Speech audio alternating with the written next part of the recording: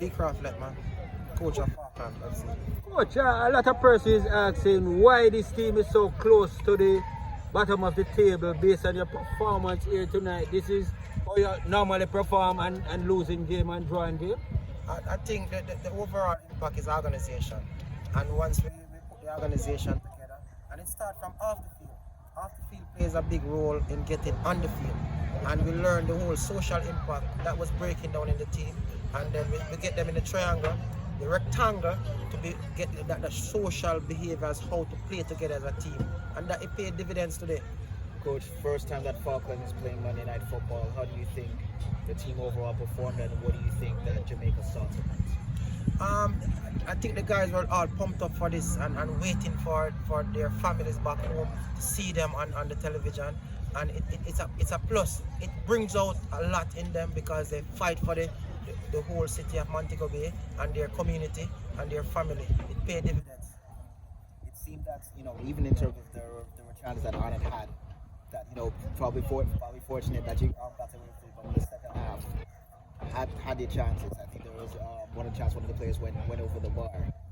Where do you think that's in the attacking areas that you managed to find so much joy and really gave Arnett a tough time?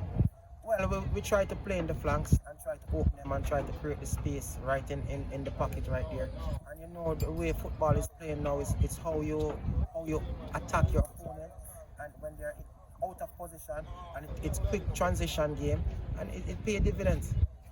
For the first time this season, you're off the bottom, given the circumstances of that in Chapelton.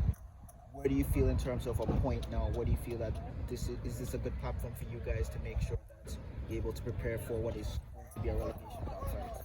It's a very good platform to start because we're at the bottom. We tell the guys we can't go further on the bottom.